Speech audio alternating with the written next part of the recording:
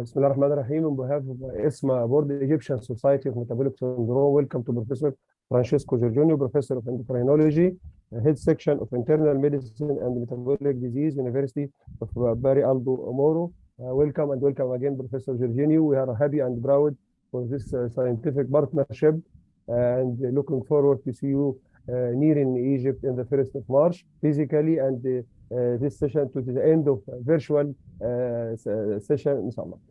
We are enjoying many prestigious meetings with Professor Gorginio, many different topics: future oral anti-diabetic medication, future oral injectable anti-diabetic medication, management of diabetic obese patient, and the last one is the diabetes remission.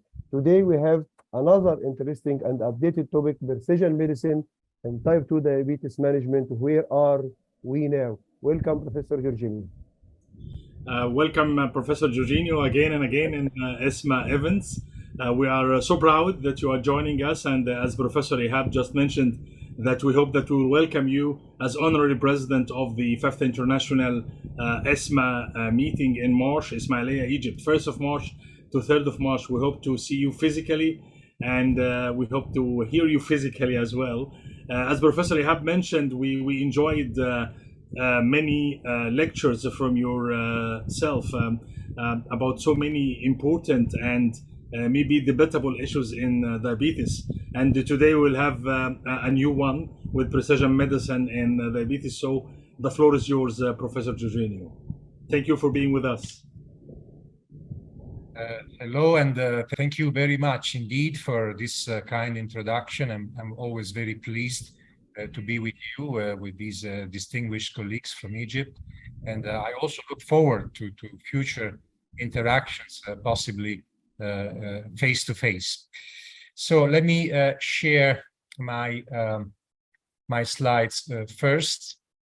Just please let me know if you see the slide well and you hear me well. Yes, seen well, yes, yes. Okay, very good. Yes. The title of this talk will be about precision medicine in type 2 diabetes management and where are we now. And I will try to share with you some thoughts about the heterogeneity of type 2 diabetes as we appreciate it today, and also the possibility to use specific pharmacological tools or in general management for addressing specific needs in the individual patient. So, of course, we know that the scientific societies, the European Society for the Study of Diabetes and the American Diabetes Association, are recommending today some general targets and goals for our patients, which apply to the majority of people with type 2 diabetes. This pertains to glucose control. So we know that the HbA1c should be below 7% in most patients. We also have to pursue a time in range for glucose in excess of 70%.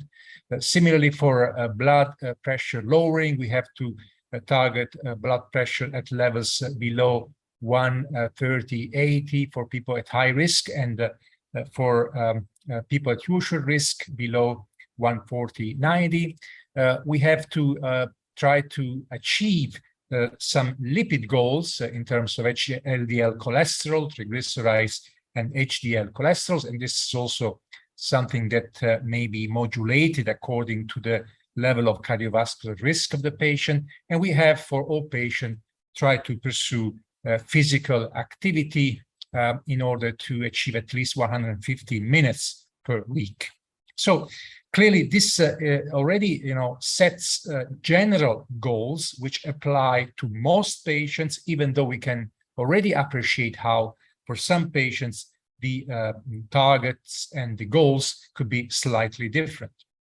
So this is, I think, some kind of important background for consideration of a different approach, which should be more personalized based on the individual needs of the patient and kind of, based on more tailoring and precision approach. So first of all, let me show you how, if we already consider the occurrence of beta cell dysfunction and insulin resistance in type 2 diabetes, we can appreciate how patients are not all the same. There's a certain level of heterogeneity.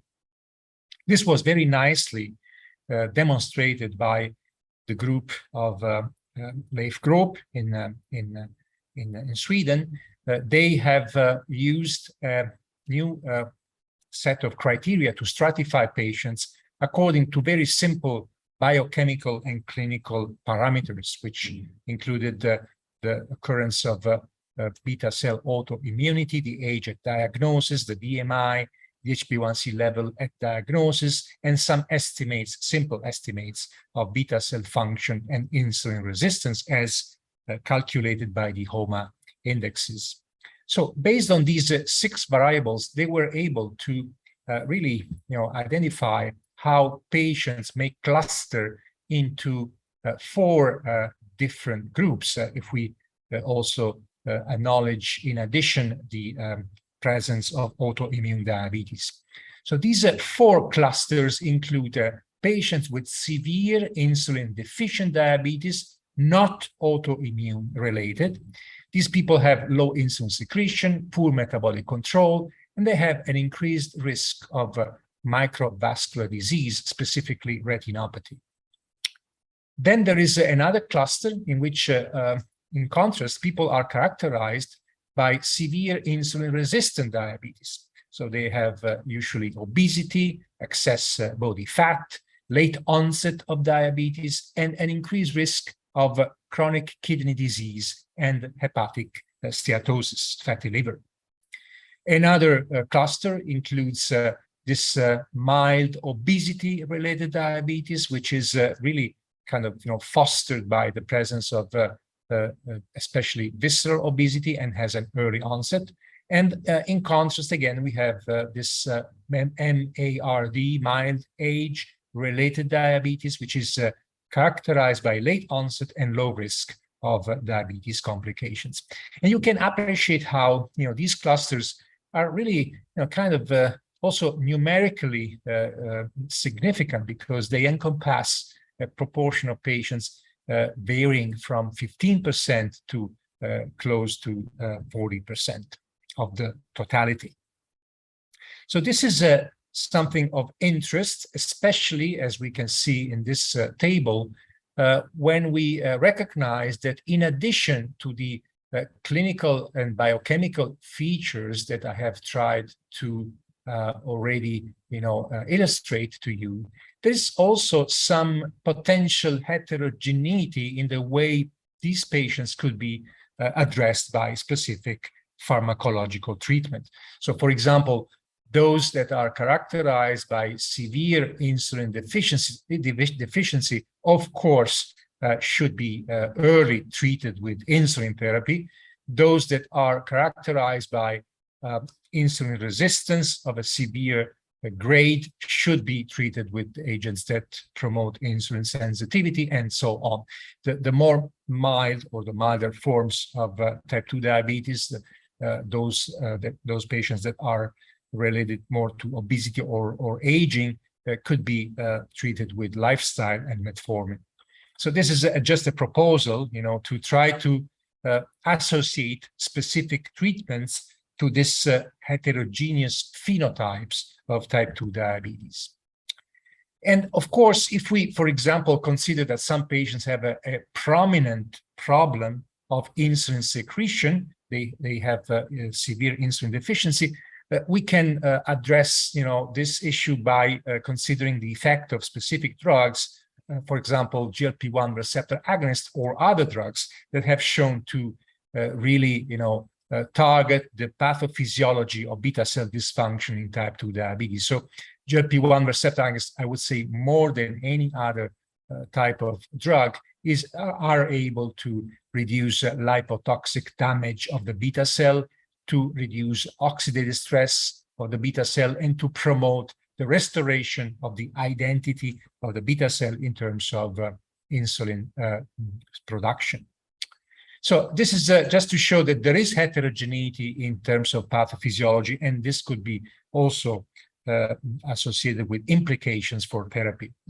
But definitely, we are already discussing since a few years now the problem of cardiovascular disease and cardiovascular risk in people with type 2 diabetes. And we know, especially from this important guidelines from the European Society of Cardiology, that we can, again, classify or stratify the patients according to this level of cardiovascular risk as having moderate risk, high risk, or very high risk. This depends very much on the duration of diabetes and the evidence of target organ damage at the level of heart, cardiovascular system, and at the level of the kidney.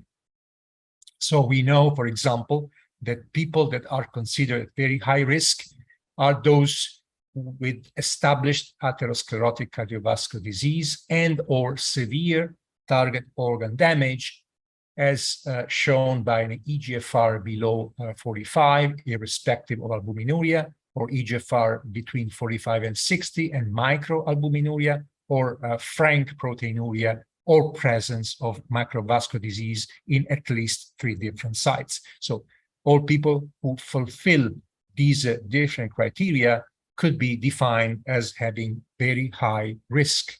And this, of course, translates into a more aggressive, especially lipid-lowering therapy.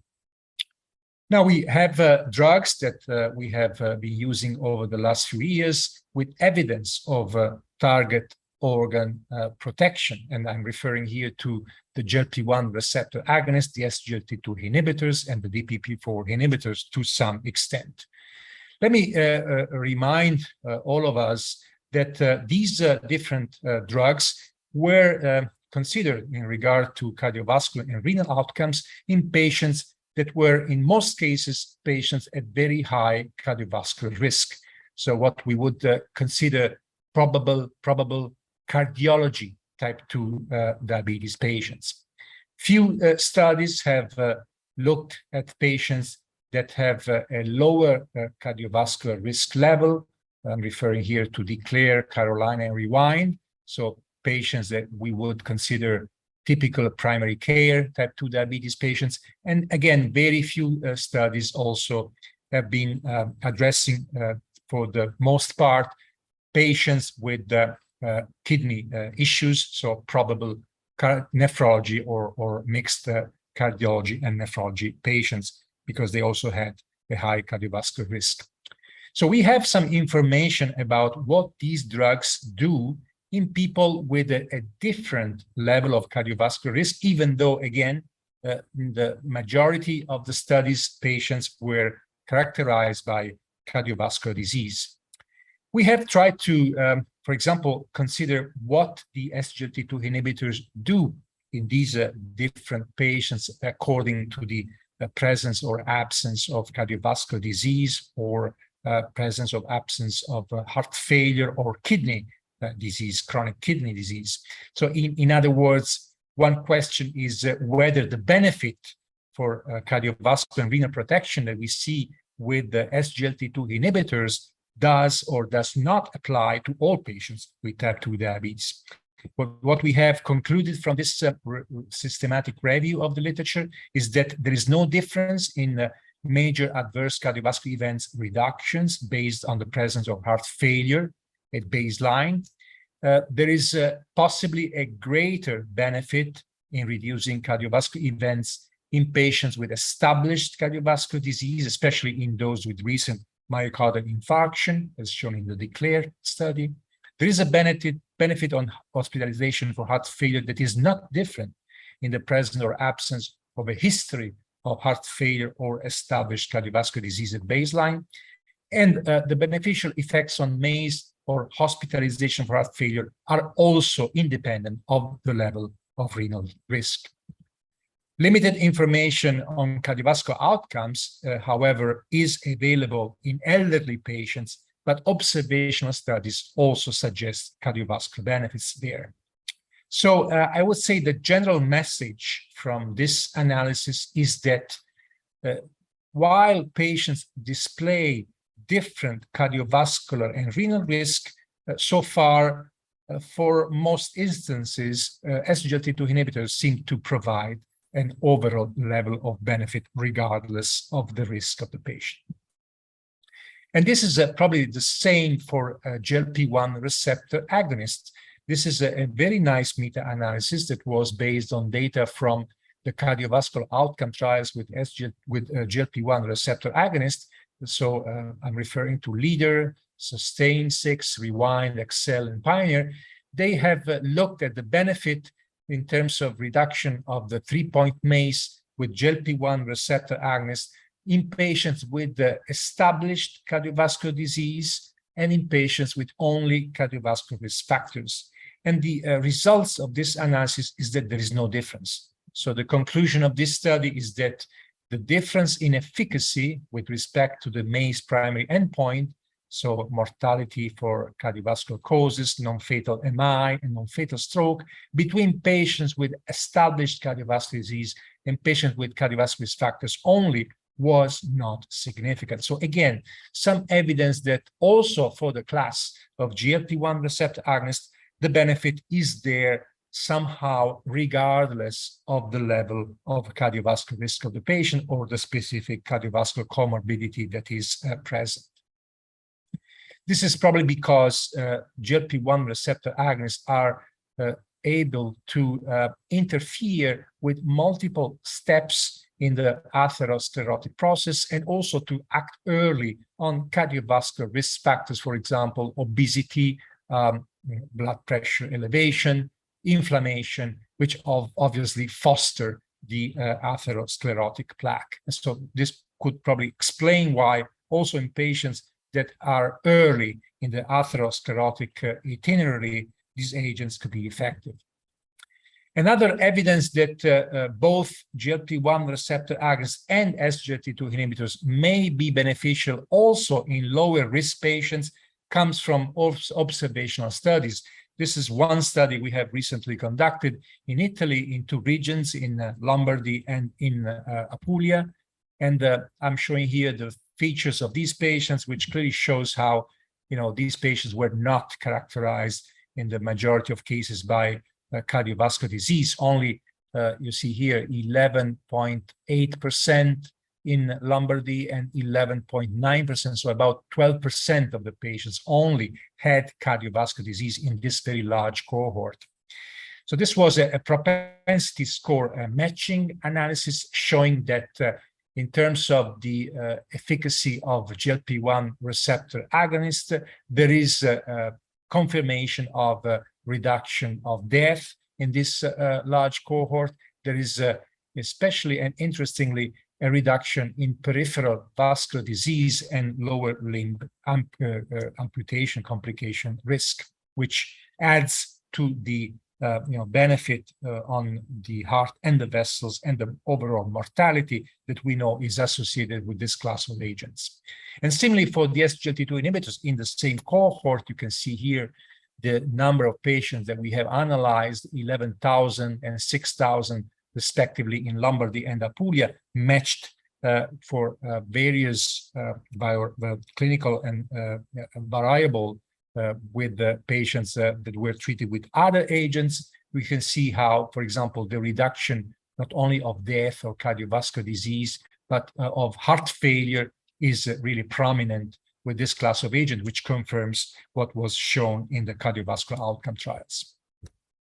So we acknowledge that patients with type 2 diabetes are heterogeneous for cardiovascular risk, which could be moderate in few patients, high in some patients, very high in other patients. But we also, I think, have evidence so far that the benefit from some specific cardio and nephroprotective classes of agents, referring to the GLP-1 receptor agonists and the SGLT2 inhibitors, seems to apply not only to the very high-risk patients, but also to patients at lower risk. Another thought that we have been considering quite often in the last few years is that we do not only have to consider that patients with type 2 diabetes are affected more frequently by cardiovascular disease or by renal disease, but they can have specific types of comorbid events. So they They could die from cardiovascular causes. They could have a myocardial infarction. They could have a stroke. They could have heart failure. They could have some problems at the kidney, which would increase the risk of renal failure. So we have appreciated in this particular regard that SGLT2 inhibitors are, for example, very effective in a specific event, in preventing a specific event, which is the risk of hospitalization of heart failure. And this occurs very consistently, as we know, in basically all the cardiovascular outcome trials in which these agents have been investigated. Empagliflozin in EMPEREG, canagliflozin in CANVAS, dapagliflozin in DECLARE, and even ertugliflozin in VERTIS-CV. You see that the occurrence of hospitalization for heart failure is reduced by a very similar extent and with a high level of statistical significance in all these trials. There is probably some controversy about the fact that SGLT2 inhibitors may or may not reduce the occurrence of cardiovascular death. We have recently explored this controversy.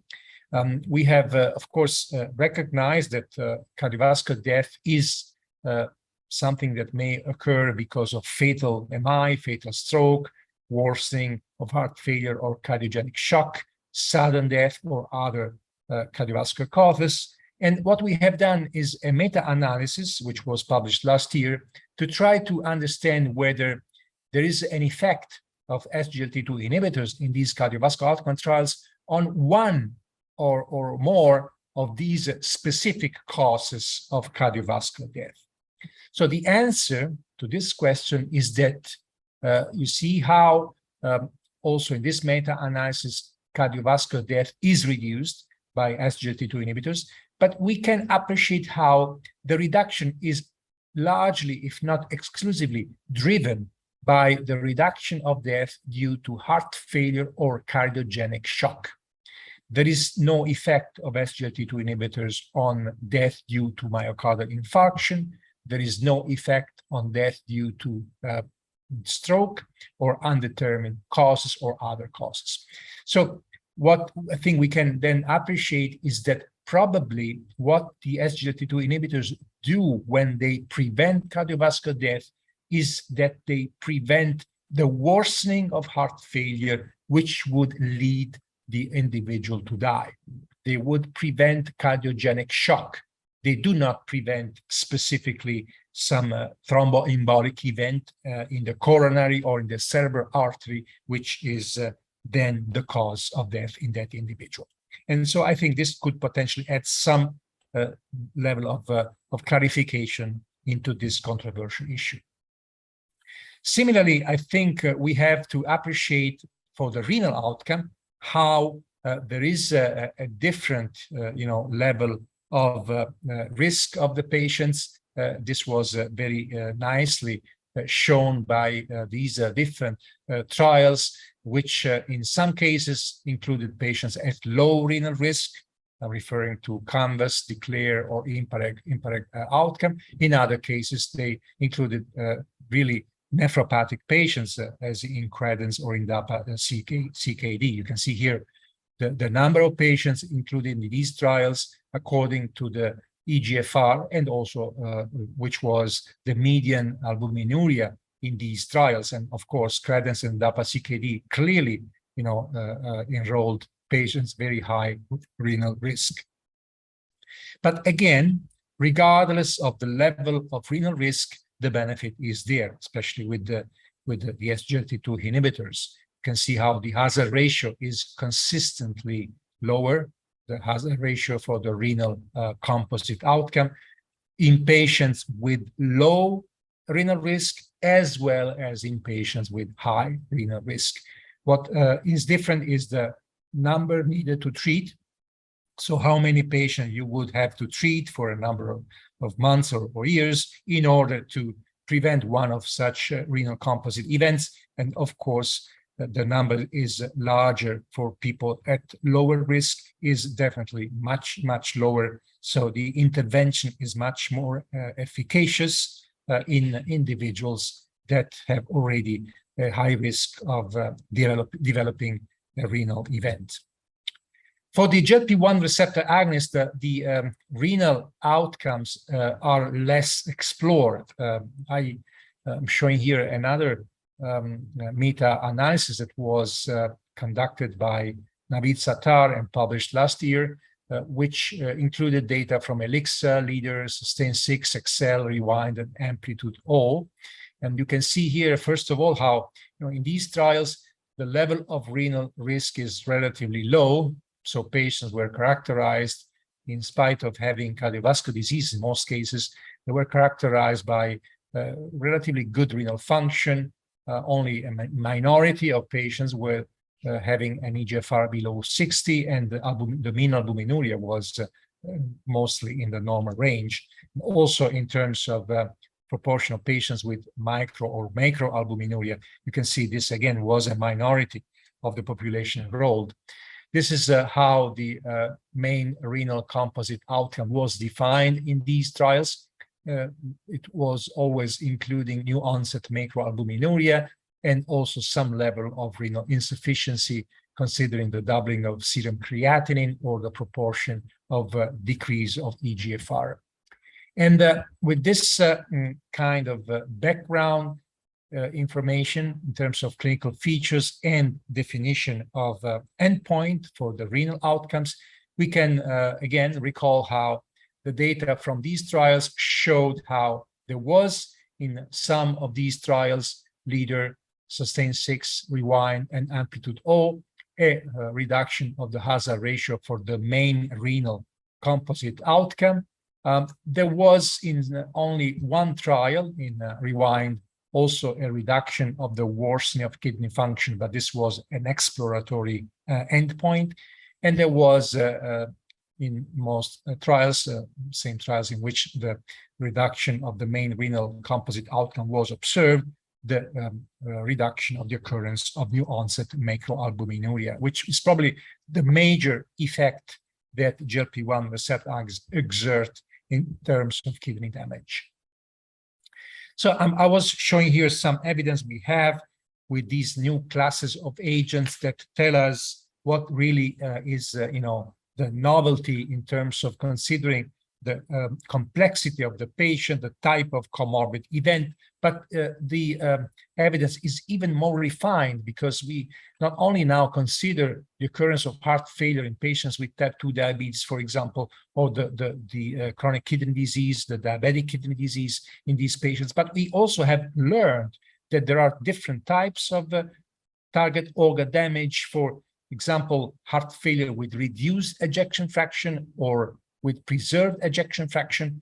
We have appreciated how for the diabetic kidney disease, there is an albuminuric phenotype and a non-albuminuric phenotype. So again, also in this regard, there's heterogeneity to a higher level of complexity.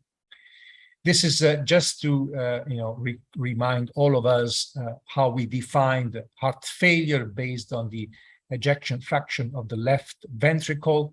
So below 40 is reduced ejection fraction, above 50 is preserved ejection fraction, and between 41 and 49 is mildly reduced. But of course, there's also the possibility that some patients will show an improved ejection fraction, which was previously reduced.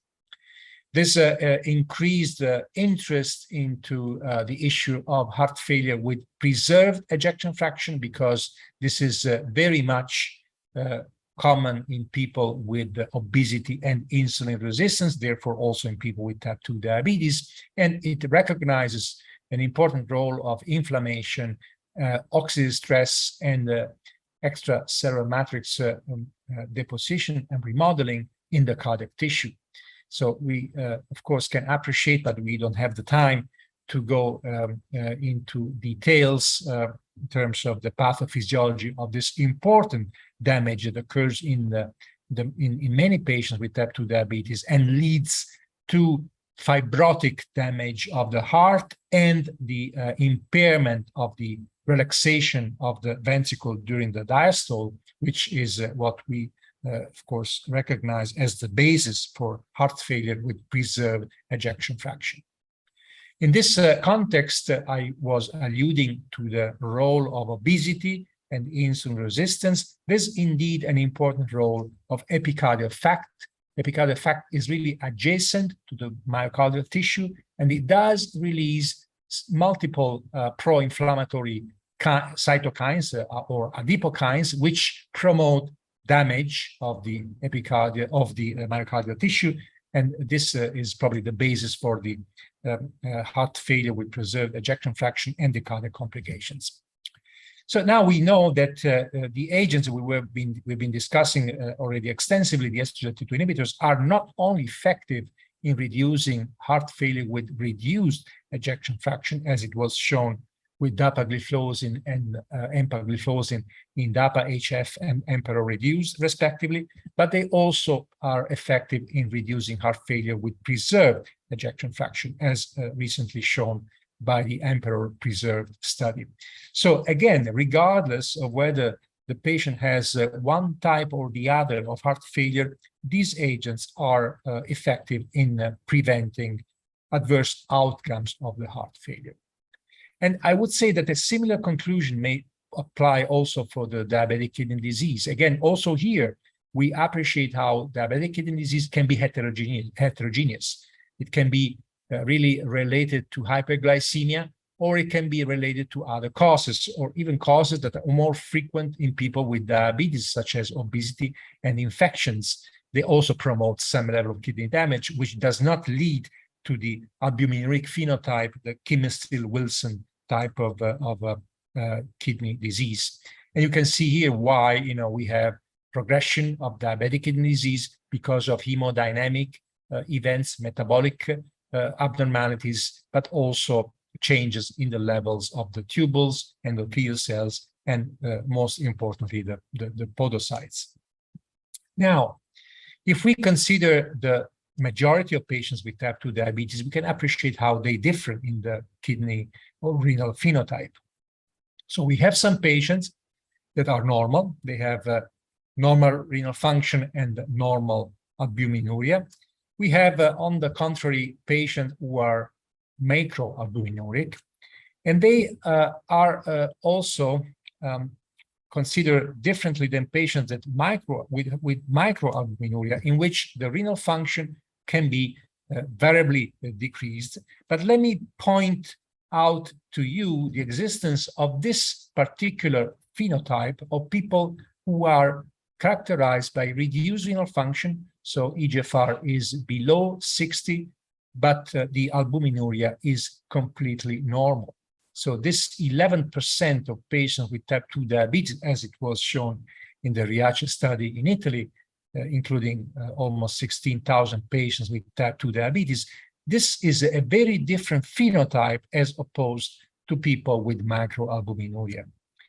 And there is some attempt to see whether the SGLT2 inhibitors, which, as we know, are very effective in reducing the kidney adverse outcomes, are differently effective depending on the renal phenotype. So this was an exercise done in the EMPA-REG outcome trial. In this trial, it was possible to identify albuminuric patients with diabetic kidney disease. So this means people who have macroalbuminuria and have a different level of renal dysfunction.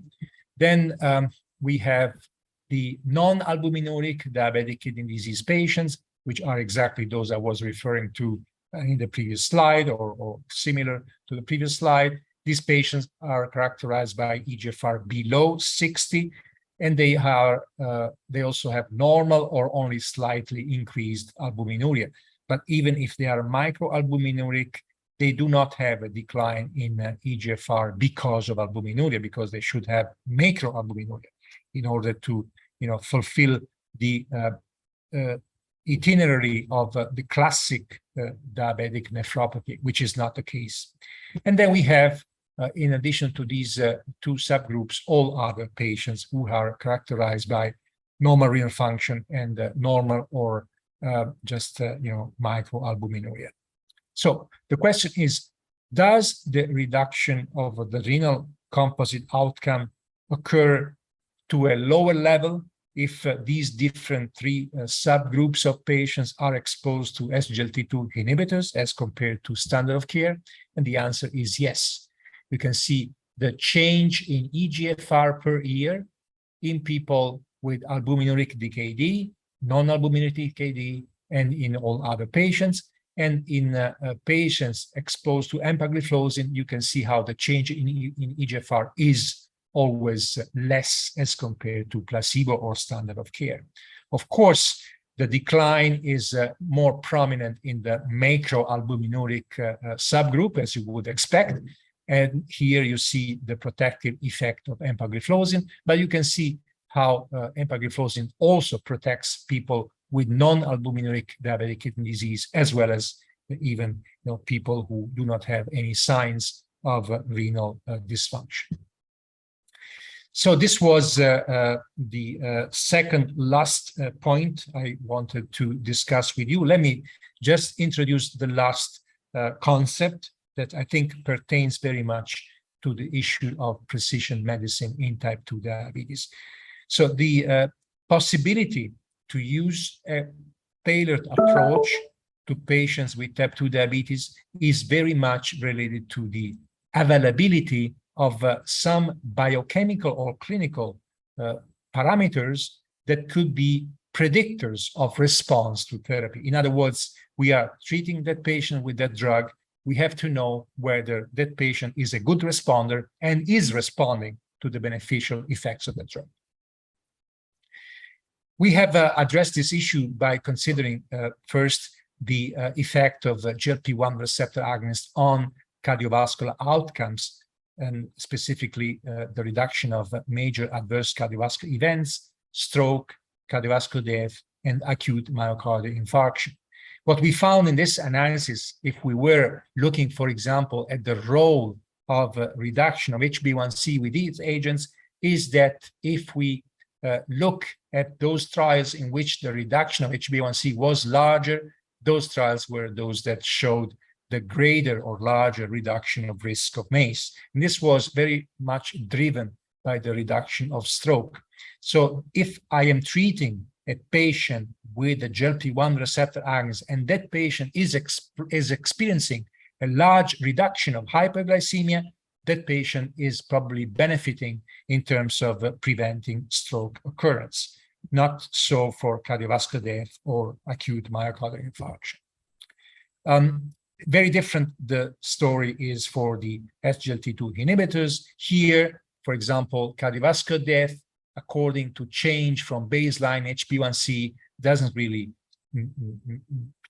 differ that much. So the effect of empagliflozin in reducing cardiovascular death is largely independent of glucose lowering. So we have here two very different situations for the GLP-1 receptor agonists on one hand and the SGLT2 inhibitors on the other. The effects of GLP-1 receptor agonists, at least for stroke reduction, is at least for 50% of the effect dependent on glucose lowering. For the SGLT2 inhibitors, the effect on reduction of cardiovascular death is totally independent of glucose lowering. So we have different situations. But what we are really looking here is the possibility to find some biomarker that will tell us whether the patient is effectively being treated with that particular agent. And I'm sharing with you this, I think, very interesting study, which was published this year, looking at the CANVAS trial. You may recall this trial was a trial on cardiovascular outcome with canagliflozin, in which there is the possibility to look at the patients also considering some specific biomarkers.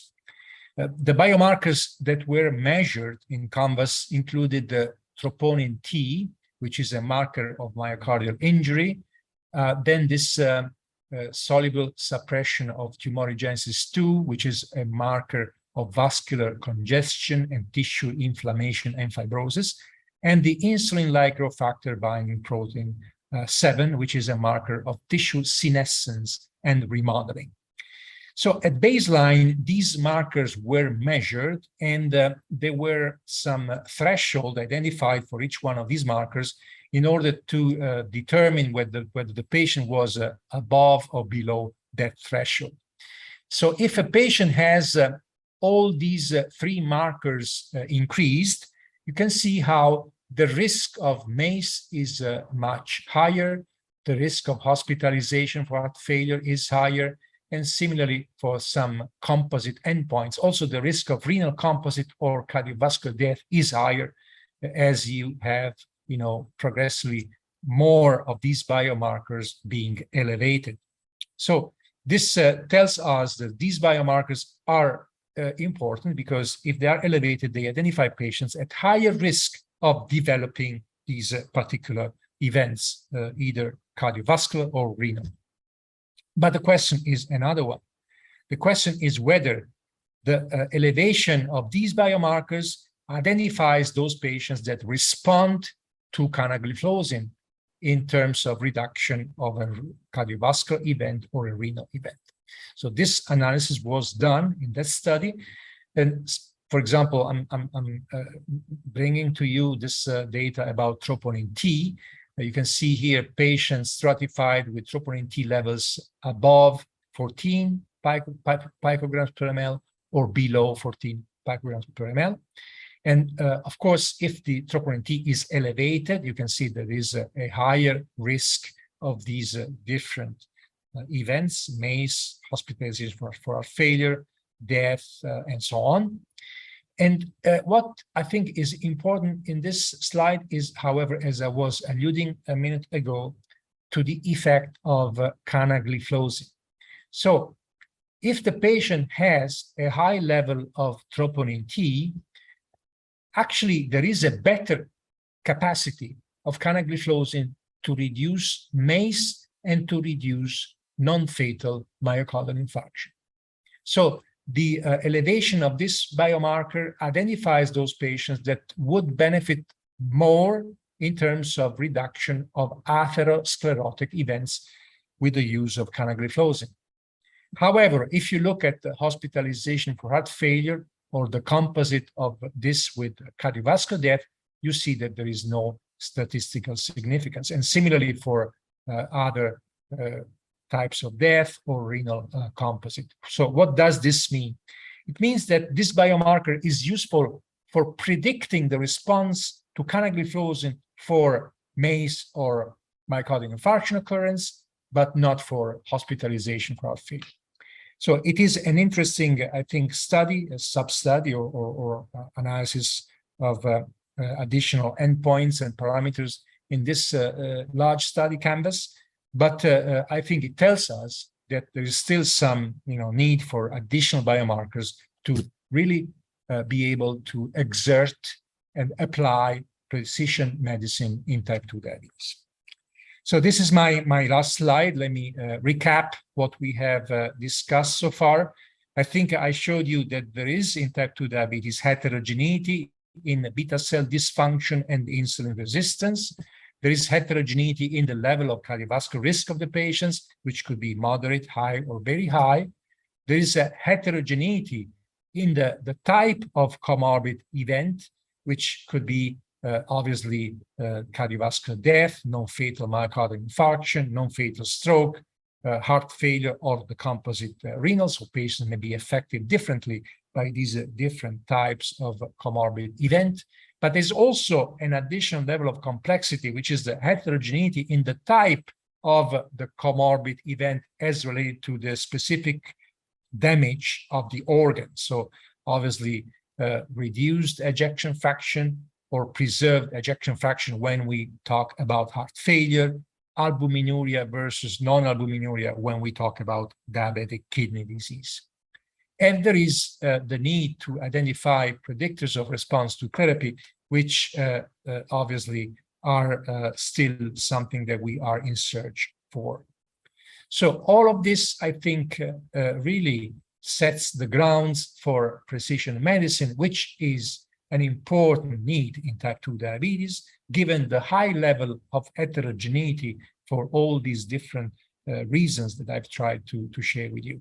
And precision medicine is a challenge because we really have to apply more efforts and research strategies to define the disease subtypes and biomarkers that really tell us which are the patients that most likely benefit from a specific treatment, or which are the patients that most unlikely respond or respond to specific or experience side effects. So it's not only an issue of identifying patients who respond, but also patients that may have some adverse effects from the therapy.